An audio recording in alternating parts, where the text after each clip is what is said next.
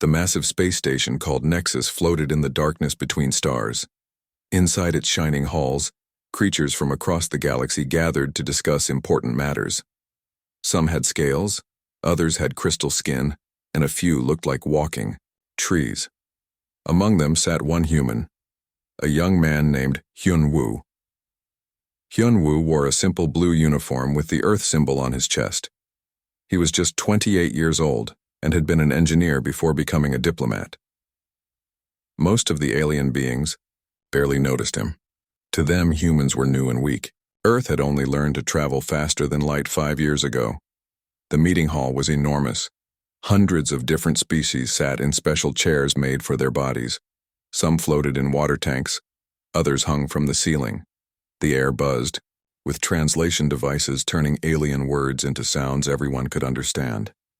At the front of the room, an ancient creature stood up. His name was Vectar, and he belonged to a race called the Kethmori. They were very old, older than most civilizations in the galaxy. Vectar had 4 arms and skin that looked like living metal. When he moved, everyone became quiet.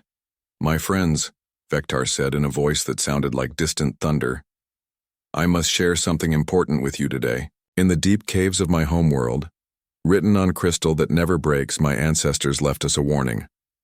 Some aliens laughed softly. Vectar's people were known for their old stories and strange beliefs. But the elder continued speaking. They wrote about a species that would come from the edge of the galaxy, a species so determined, so impossible to stop, that nothing in all the stars could stand against them. A tall warrior named Thexara stood up. She had 4 arms and looked like she could break a tree in half. "Elder Vectar, surely your ancestors meant the Machine Collective? Or perhaps the Devourers?" "No," Vectar said, and his ancient eyes looked directly at Hyun-woo. "They wrote about humans." The room exploded with laughter, hundreds of alien voices mixed together in amusement. Hyun-woo felt his face grow hot as every eye in the room turned to look at him. He was just one person in a room full of beings whose civilizations had conquered star systems. A creature made of living crystal named Zil-Neth spoke up. "Elder, these humans barely understand antimatter. My people built star destroyers while they were still hitting rocks together." Thexara laughed even louder. "Look at him. He's soft and weak. My youngest warrior could defeat 50 humans." But Vectar did not laugh. His face remained serious. "The ancient writing says they have one trait that makes them different from all other life. They never give up. While we learn to live in harmony with our world, they change their world to fit their needs. While we accept limits, they find ways around them." "That sounds dangerous," said another alien. "It is," Vectar replied. "The crystal writing warns that when humanity reaches the stars, the galaxy itself will change because of their will to never surrender." More laughter filled the room. A snake-like creature with 6 heads spoke. "Elder, they have 37 ships. The hegemony has 30,000. How could they threaten anyone?" Vectar raised one of his 4 hands. "Power is not always about numbers or weapons. The writing speaks of something else. It says humans will not stop, cannot stop, even when stopping makes sense." Hyun-woo wanted to speak, but his voice caught in his throat. He was just a simple engineer who had volunteered for this job because he wanted to learn about alien technology. The idea that his people could threaten these advanced beings seemed impossible. The meeting ended with most aliens still chuckling about this silly human threat. As they left, many patted Hyun-woo on the head like he was a pet. He smiled politely but felt embarrassed. That night, in his small room on the station, Hyun-woo called his sister Mi-young back on Earth. Her face appeared on his screen, and she immediately saw his troubled expression. "You look upset, brother," she said. "Someone here thinks humans are dangerous. Not our weapons or our ships, but the way we think." Mi-young was quiet for a moment. She worked as a scientist, studying alien life. "Do you remember when we were children and you tried to build that impossible puzzle?" "Which one?" "The one with 3,000 pieces that showed the galaxy. You worked on it every day after school for 2 months. You took it apart and started over 17 times." Hyun-woo smiled slightly. Most kids would have quit. Exactly. And yesterday I read about Dr. Park's team. They've been trying to cure a disease for 12 years. 12 years, Hyunwoo. They've failed hundreds of times, but they keep trying. Most alien species would have moved on to easier problems years ago. After the call ended, Hyunwoo sat by his window looking out at the stars. Thousands of lights twinkled in the darkness. Each one was a sun with planets and possibly life around it. He thought about what his sister had said. Humans did have a strange habit of not giving up. When other species would accept defeat, humans would try again. When others would call something impossible, humans would spend years proving it could be done. Maybe that was what Elder Vector saw. Not that humans were evil or wanted to hurt anyone, but that they refused to accept limits that everyone else took for granted. Hyunwoo picked up a small device from his desk, a broken translator that had stopped working days ago. The station's repair team had said it couldn't be fixed and gave him a new one, but instead of throwing the broken one away, he had been working on it in his spare time. As he fiddled with the tiny parts, he realized something. He wasn't trying to fix it because he needed it. He was trying to fix it because being told it was broken made him want to prove that wrong. That night, as alien ships moved past his window like shooting stars, Hyunwoo wondered if Elder Vector was right. Maybe humans were different. Maybe they were the kind of species that would look at the impossible and say, "Let's try anyway."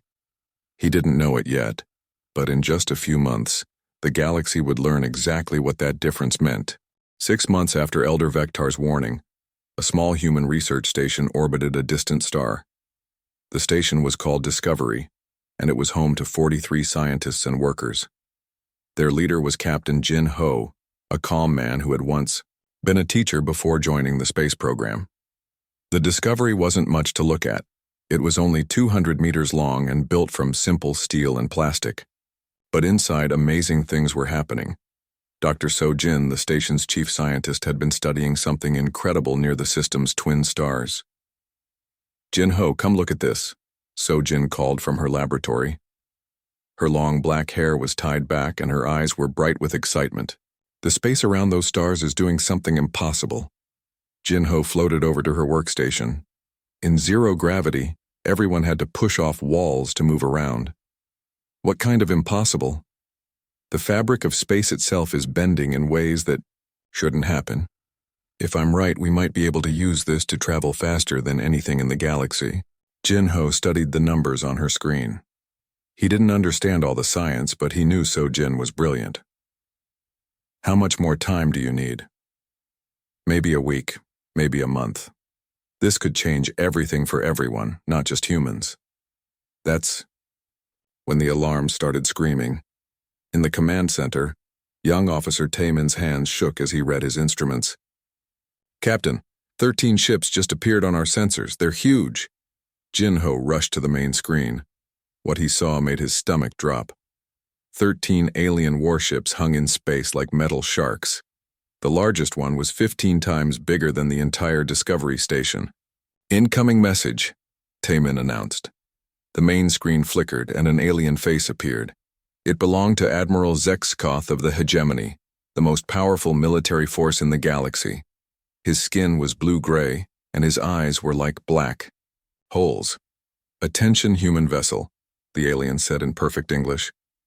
"You are trespassing in Hegemony space. You have 1 hour to leave this system, or we will destroy you." Jin-ho stepped forward. "Admiral, this is Captain Jin-ho of the Discovery. We've been conducting peaceful research here for 6 months under galactic treaty rights. Perhaps we can discuss this?" Admiral Zexkoth's laugh was like grinding metal. "Discuss? You're insects compared to us. Your entire ship could fit in my cargo bay. Leave now." In her laboratory, So-jin was frantically trying to save her research. "Jin-ho, I can't leave now. I'm so close to understanding how this works. If we run away, it might be years before we get another chance. So-jin, they have enough weapons to destroy planets. We have to go. Just give me 30 minutes, please." Jin-ho made a decision that would change galactic history. Instead of ordering an immediate evacuation, he opened a channel to the Hegemony fleet. "Admiral, my scientist requests 30 minutes to complete her research." The discovery could benefit all civilizations, including yours. Surely that's worth a brief delay? Admiral Zexkoth's response was immediate and violent. Your time is up. The hegemony ships opened fire. Massive energy beams, each one capable of vaporizing a city, lanced through space toward the tiny human station. Everyone on the Discovery prepared to die. But something incredible happened. Sojin's experimental equipment had been studying the weird space around the twin stars. When the alien weapons struck that space, it reacted like a mirror made of pure energy. The deadly beams bounced back toward the hegemony fleet. One of the alien destroyers simply vanished in a flash of light. Impossible! Admiral Zexkoth screamed. How did they do that? On the Discovery, Sojin stared at her instruments in amazement. Jin Ho, I think our equipment just turned their own weapons against them, but I don't understand how. Can you do it again? I don't even know how I did it the first time. The hegemony fleet hung in space, uncertain. Their most powerful weapons had been useless. Worse, those weapons had been turned back on them by a species that barely understood antimatter technology. Admiral Zexkoth had conquered 12 star systems. He had never retreated from anything weaker than his fleet. But what had just happened made no sense. How could primitive humans create technology that his civilization, with 30,000 years of advancement, couldn't understand? Admiral, his science officer said quietly, our sensors can't explain what happened. The humans appear to have manipulated space-time itself. That's impossible. They don't have that technology. Apparently they do now. For the first time in his career, Admiral Zexkoth gave an order he never thought he would give. All ships, withdraw to safe distance. We need to understand what we're dealing with. The hegemony fleet pulled back, but they didn't leave. They just waited and watched the tiny human station with new respect and confusion. Word of the incident spread across the galaxy faster than light itself. Within days, every major civilization knew that humans had somehow defeated the hegemony's most advanced warships. Not through superior numbers or better weapons, but through science that no one could explain. On the Keth Mori homeworld, Elder Vectar received the news in his meditation chamber. His aide, a younger Keth Mori named Velka, brought him the report. Elder, the humans have done something impossible again. Vectar read the report slowly. Not impossible, my friend. Inevitable. The ancient writing said this would happen. They don't conquer through strength. They conquer through refusal to accept that something cannot be done. But how did they know to use the space distortion as a weapon? They didn't. They were told to leave, but they stayed to finish their research. When attacked, they survived through pure stubbornness. Now they have a discovery that will change everything. Back on Earth, General Dongmin called an emergency meeting of the military leaders. The implications were terrifying and exciting at the same time. We have 43 people and 1 research station, he said to the room full of generals and admirals. Somehow we just made the most powerful military in the galaxy retreat. The question is, what happens next? Sir, said Admiral Jamin, every alien civilization will want this technology. Some will ask nicely, others won't. General Dongmin nodded grimly. Then we better figure out how to protect ourselves, because after today, humanity is no longer seen as harmless. On the Discovery, Captain Jin Ho looked out at the distant hegemony ship still watching them. Dr. Sojin worked frantically to understand what had happened, knowing that their accidental discovery might have just painted a target on every human in the galaxy. Sojin, he said quietly, I hope you're right about this helping everyone, because we just proved Elder Vectar's point. What point? That humans don't know when to give up, even when we probably should. The news of the Discovery incident shocked the galaxy. For the first time in recorded history, 4 major alien civilizations agreed to work together. The Hegemony, the Martial Dominion, the Crystalline Collective, and the mysterious Void Walkers formed an alliance with one goal: deal with the human problem. Fleet Commander Thexera of the Martial Dominion led the combined armada. She was a warrior who had never lost a battle. Her forearms could break steel, and her people respected only strength. Now she commanded over 300 ships, the largest military force ever assembled. The massive fleet appeared at the edge of Earth's solar system like a wall of death. Each ship was larger than anything humans had ever built. Together, they had enough firepower to turn planets into dust. On Earth, Admiral Jamin stood in the war room deep underground. Around him, officers and scientists studied screens showing the alien fleet. The situation was hopeless by any reasonable measure. "Admiral," reported Commander Yunji, a young woman with short hair and worried eyes. "They're demanding our surrender. They want Dr. Sojin's research and all humans to leave the disputed star systems." "How long would it take to evacuate Earth?" Admiral Jamin asked. "Sir, even with every ship we have, we couldn't save more than a few million people. They want an answer in 6 hours." Dr. Sojin, who had been brought to Earth immediately after the Discovery incident, stepped forward. She looked tired from weeks of nonstop work. "Admiral, I've been working with Dr. Sungmin from the Institute. We think we can recreate the space distortion effect." "On what scale?" "Maybe one ship. And only maybe." In space, Fleet Commander Thexara watched Earth through her flagship's main screen. The small blue planet looked peaceful and defenseless. Her tactical officer, Subcommander Kexilith, approached with a puzzled expression. "Commander, we're detecting a single human ship leaving Earth's orbit." "One ship?" Thexara laughed, flexing her forearms. "Against 300? Are they surrendering?" "No, ma'am. They're accelerating toward our fleet and broadcasting a message." The approaching ship was called the Defiance. It was barely a quarter the size of a Marshall Dominion escort vessel. At its controls sat Captain Min Jun, a former test pilot who had volunteered for what everyone knew was a suicide mission. Min Jun's voice crackled across all frequencies. "This is Captain Min Jun of the Terran Federation.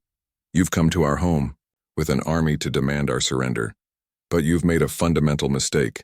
Fleet Commander Thexara was curious despite herself. "Explain, human." "You see this as a military problem. You calculate strength versus weakness and expect logical surrender." Min Jun's voice remained steady even though he was flying toward certain death.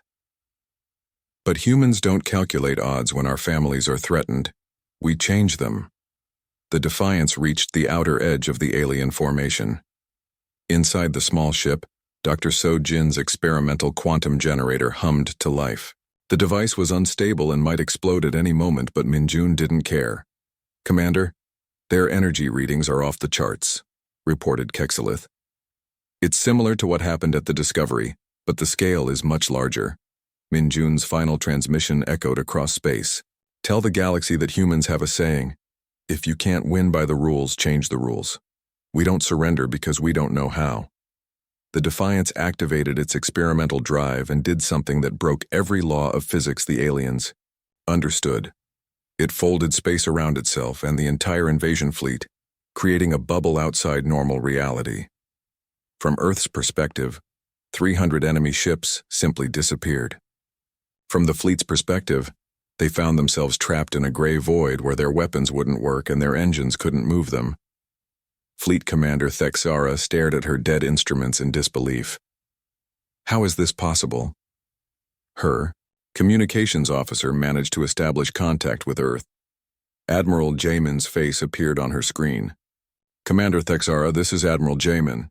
Your fleet is not destroyed, just displaced.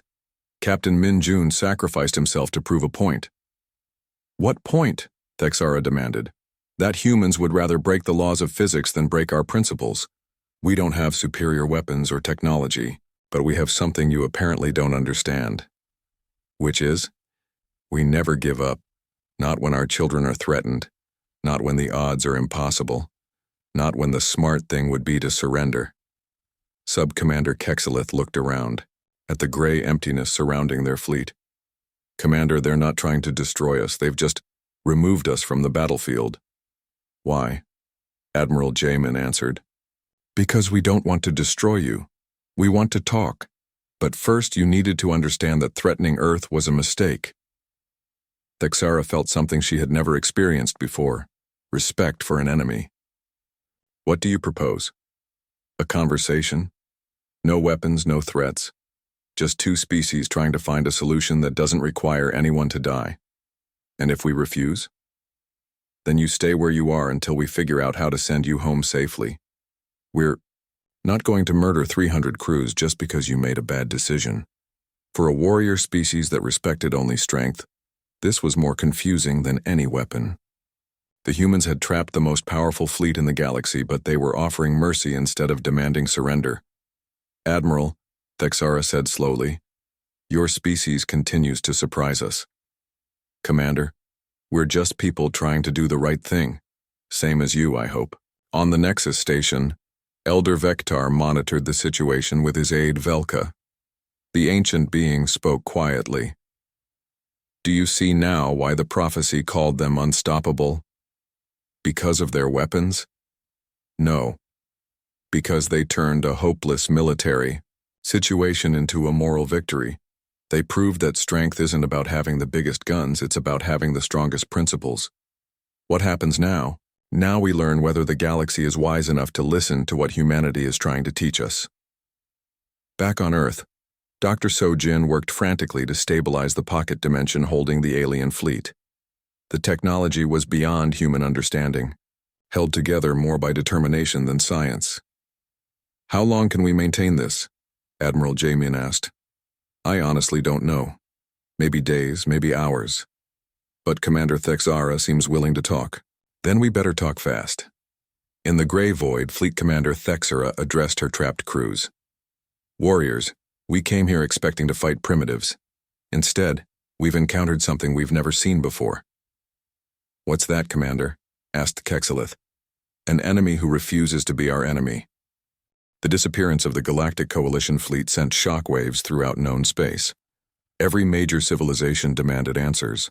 How had a species that barely understood antimatter technology trapped the most advanced military force in the galaxy? On Earth, the cost of their impossible victory was becoming clear. Dr. Sojin stood in the underground laboratory complex, her hands shaking as she studied the data from Captain Minjun's sacrifice. The quantum bubble is failing, she reported to the Emergency Council. Admiral Jamin, we bought ourselves time, but the pocket dimension won't hold much longer. When it collapses, the explosion could destroy our entire solar system. Dr. Sungmin looked up from his calculations, his face pale with exhaustion. We estimate 72 hours before total failure. And that's if we're lucky. The weight of the situation settled on everyone in the room. They had saved Earth from invasion, but they might have doomed it to destruction instead. In the pocket dimension, Fleet Commander Thexara was learning something about human nature that disturbed her warriors' understanding of the universe. The human communications officer, Lieutenant Hyun-Soo, had been in regular contact, not to mock their defeat, but to coordinate rescue efforts. Commander, Hyun-Soo's voice came through the static-filled channel. Our scientists are working day and night to get you out safely. We need your ship specifications to make sure the extraction doesn't hurt anyone. Sub-Commander Kexilith leaned toward her leader. Commander, they're trying to save us, after we came to destroy their world. Thexara found this more confusing than any battle she had ever fought. Why? We came as conquerors. Lieutenant Hyun-Soo's response was immediate. Because that's what decent people do. Whatever our differences, you're still people. The conversation was interrupted by an emergency transmission from Nexus Station. Elder Vectar had called an unprecedented emergency session of the Galactic Council. Honored representatives, the ancient Kethmori began, we face a crisis not of military might but of understanding. The humans have shown capabilities that challenge everything we thought we knew about reality. Counselor Zilneth of the Hegemony stood, his crystalline form flickering with agitation. Elder, they've trapped our most powerful fleet in some kind of space-time prison. This proves they're the threat you warned about. No, Vectar replied, gravely. This proves something far more disturbing. They're trying to rescue the fleet that came to destroy them. They sacrificed themselves not for conquest but for ideals. What's disturbing about that? Asked another counselor. Because it means they cannot be defeated through conventional means. You cannot negotiate with someone who would rather die than compromise their principles. You cannot frighten someone who chooses death over surrender. Back on Earth, President He Jin faced the most difficult decision in human history. World leaders had gathered in emergency session as reports flooded in from across the galaxy. Madam President, reported Defense Minister Subin, we're receiving surrender offers from 12 different star systems. They think we have some kind of superweapon. Do we? Asked the President. Dr. Sojin answered honestly. We have a technology we barely understand that's about to kill everyone in our solar system. We're not conquerors. We're people who got lucky once and are now trying to clean up the mess. The breakthrough came from an unexpected source. Engineer Dobbin, a young researcher who had been studying the quantum data, burst into the meeting room. Her hair was messy from days without sleep and her eyes were bright with excitement. I know how to fix this, she announced breathlessly, but it requires something that goes against every military strategy ever written. Explain, President He-jin ordered. We need to give our complete research to everyone, all of it. The quantum technology, our manufacturing methods, even our mistakes and failures. If we share everything with every civilization at the same time, they can help us stabilize the pocket dimension. The room erupted in protests. Give away our only advantage? Share classified technology with our enemies? That's insane. But Engineer Dobbin pressed on. Don't you see? This is what makes us human. We don't keep secrets when lives are at stake. We share knowledge even with people who want to destroy us. Admiral Jamin stared at the young engineer. You're suggesting we give away our greatest discovery to save the people who came to conquer us. I'm suggesting we prove that Elder Vectar was right about us, but for reasons none of them expected. President He-jin looked around the room at the faces of humanity's leaders. In their expressions, she saw the same stubborn quality that had carried their species from caves to the stars. Send the data. All of it. To everyone. Within 6 hours, human quantum research was being analyzed by the greatest scientific minds in the galaxy. The project to save the trapped fleet became the largest collaborative effort in galactic history. Elder Vectar watched the unprecedented cooperation from his chamber on Nexus Station. Scientists who had been enemies for centuries were now working together, sharing secrets they had guarded for millennia. Velka, he said to his aide, the prophecy is coming true, but not as we expected. Humanity isn't conquering the galaxy through force. They're conquering it through example. The rescue operation brought together 47 different civilizations. Dr. Sojin found herself working alongside Dr. Velnara of the Crystalline Collective, whose species thought in mathematical music, and Engineer Texmoth of the Void Walkers, beings who existed partially outside normal space. The human approach to quantum manipulation is crude but effective, Dr. Velnara observed, her crystal body ringing with complex calculations. Like using a hammer where we would use precision tools. Engineer Texmoth's translated thoughts rippled through the communication system. Crude, yes, but they achieve results we considered impossible. They break rules we didn't know could be broken. In the pocket dimension, Fleet Commander Thexera received regular updates from Lieutenant Hyunsu. Commander, the extraction will begin in 6 hours. Our combined teams have found a way to safely collapse the bubble and return your fleet to normal space. Lieutenant, Thexera asked, I must know, why are your people doing this? Hyunsu was quiet for a moment. My grandmother lived through the Korean War. She used to tell me that you can judge a people not by how they treat their friends, but by how they treat their enemies when those enemies are helpless. And what did she teach you to do? Help them. Anyway, the extraction process began exactly on schedule. Energy readings across the solar system spiked as humanity's makeshift quantum generator worked in harmony with technology from dozens of advanced civilizations. Engineer Daybin monitored the process from mission control, her hands moving across displays that showed real-time data from alien scientists across the galaxy. Dimensional stability at 93%, she announced. Beginning space-time restoration in 3, 2, 1. Reality twisted as the pocket dimension collapsed safely.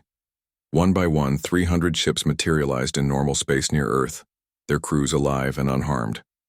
The silence that followed lasted exactly 17 seconds. Then Admiral Jamin received a communication that would change galactic history forever. Admiral, this is Elder Vectar. On behalf of the Galactic Council, I request permission to enter your system, not as judges or conquerors, but as students. Students. Of what, Elder? Of how to be better than we are. The rescue operation became the largest scientific collaboration in galactic history. Within 18 hours, research teams from 47 different civilizations were working together, sharing technologies and knowledge that had been secret for thousands of years. Dr. Sojin found herself at the center of an unprecedented exchange of ideas. In the hastily built command center orbiting Earth, she worked alongside Dr. Velnara of the Crystalline Collective, whose people thought in mathematical music and engineered Texmoth of the Void Walkers, beings who existed partially outside normal spacetime. The quantum frequency is stabilizing, reported Dr. Velnara, her crystal body humming with complex calculations. The human approach to space manipulation is crude but surprisingly effective, like using a sledgehammer where we would use a scalpel. Engineer. Texmoth's translated thoughts rippled through the air. Crude, yes, but they achieve results we considered impossible. They break rules we assumed were unbreakable. Fleet Commander Thexara, still trapped in the pocket dimension, received regular updates from Lieutenant Hyun-Soo. Commander, the extraction will begin in 6 hours, Hyun-Soo reported. Our combined teams have developed a way to safely collapse the dimensional bubble and return your fleet to normal space. Lieutenant, Thexara asked, I need to understand something. Why are your people doing this? You could leave us here and eliminate the largest military threat to your world. Hyun-Soo was quiet for a moment. My grandmother, Soonja, survived the Korean War. She used to tell me that you can judge a people not by how they treat their friends, but by what they do for their enemies when those enemies are helpless. And what did she teach you to do? Help them anyway. Because that's what makes us human. The extraction process began at exactly 800 Earth Standard Time. Energy readings from across the solar system showed massive spikes as humanity's experimental quantum generator worked in perfect harmony with technology from dozens of advanced civilizations. Engineer Da-Bin monitored the process from the main control center, her hands moving across holographic displays that showed real-time feedback from alien scientists across the galaxy. Dimensional containment at 93%, she announced to the mixed crowd of human and alien technicians. Beginning spacefold collapse in 3, 2, 1. Space-time twisted around the trapped fleet as reality reasserted itself. One by one, 300 ships materialized in normal space near Earth, their crews alive and completely unharmed. The silence that followed lasted exactly 17 seconds before Admiral Jamin received a transmission that would echo through galactic history. Admiral Jamin, this is Elder Vectar of the Kethmori. On behalf of the Galactic Council, I request permission to enter your system. Not as conquerors or judges, but as students. Students of what, Elder? Of how to be better than we thought possible. Hours later, in the council chambers aboard the hastily converted space station New Harmony, representatives from every major galactic civilization gathered for what would become known as the Sol Accords. Elder Vectar addressed the assembly, his ancient voice carrying new understanding. For 50,000 years, our civilizations have operated on the principle that survival requires competition, that advancement requires secrecy, that strength requires the willingness to dominate others. He gestured toward the human delegation, led by President He-jin and Dr. Sojin. Humanity has shown us something different. When faced with impossible odds, they didn't surrender or flee. When given the chance to destroy their enemies, they chose to save them. When they possessed unique knowledge, they shared it freely. Counselor Zilneth of the hegemony stood, his crystalline form somehow less intimidating than before. The humans have proven that cooperation can achieve what competition cannot.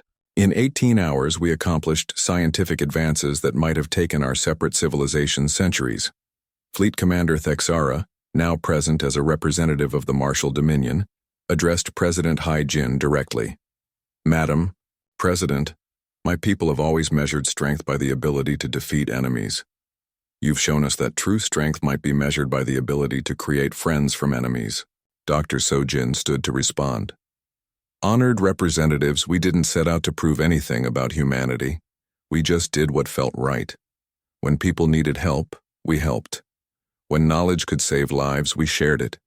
Maybe that's not uniquely human, but it's the best part of being human.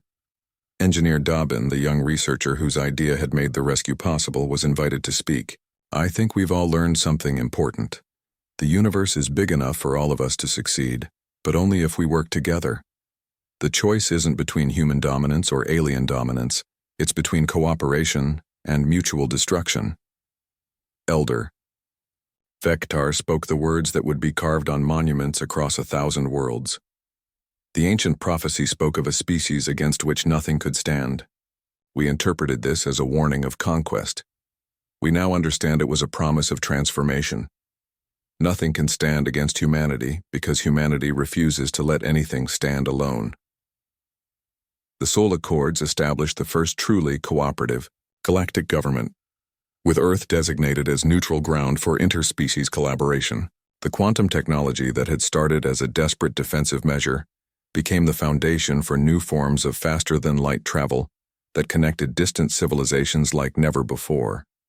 But perhaps most importantly, the Accords established what became known as the human doctrine, the principle that scientific knowledge should be shared freely among all intelligent species, and that the measure of a civilization's greatness was not its ability to dominate others, but its willingness to help them flourish. Captain Jinho, the modest station commander whose refusal to abandon his scientist had started everything, was promoted to admiral and given command of the new Galactic Cooperation Fleet. In his inaugural address, he said simply, "We never set out to change the galaxy. We just refused to give up on doing the right thing." Elder Vectar concluded the historic session with words that would inspire generations. The elders warned the stars that nothing could stand against humanity. They were right, but not because humans are conquerors. They were right because humanity makes it impossible for anyone to stand alone. 5 years later, the galaxy was unrecognizable. Dr. Sojin, now director of the Galactic Science Consortium, stood in her office overlooking the expanded Nexus station. Through her window, she could see ships from dozens of species docking together, not as separate nations maintaining uneasy peace, but as partners in the greatest collaborative effort in galactic history. Her assistant, Dr. Min Seo, entered with the latest reports. Director, the joint colonies are reporting their first successful harvests. Hybrid technology combining human agriculture with Kethmori bioengineering and crystalline mineral processing. And the exploration fleets? Commander Sun He reports first contact with 3 new species. All peaceful. They're already requesting membership in the cooperation. Dr. Sojin smiled. Sun He was Captain Minjun's sister, carrying on her brother's legacy of turning impossible situations into opportunities for friendship. Elder Vectar entered the office, moving slowly but with eyes full of vitality. Director, Sojin, I wanted to thank you before I enter my final rest. Elder, I am very old even by Kethmori standards, but I have lived to see the prophecy fulfilled in the most beautiful way possible. He gestured toward the window. My ancestors saw humanity's potential, but they couldn't see humanity's heart. You didn't conquer the galaxy. You taught it how to be better. Dr. Sojin followed his gaze to where mixed crews of humans and aliens were working together to repair a damaged freighter. We just did what felt right. Exactly, Elder Vectar said. And that is why nothing could stand against you. Not because you were stronger or smarter than us, but because you never stopped believing that doing the right thing was worth fighting for. As the elder departed, Sojin reflected on the strange path that had brought them here. Humanity had reached for the stars expecting to find their place in an established order. Instead, they had shown the galaxy that sometimes the most revolutionary act is simply refusing to accept that compassion is weakness. The prophecy had been fulfilled. Nothing could stand against humanity. But the real victory wasn't human dominance. It was a galaxy where nothing had to stand alone.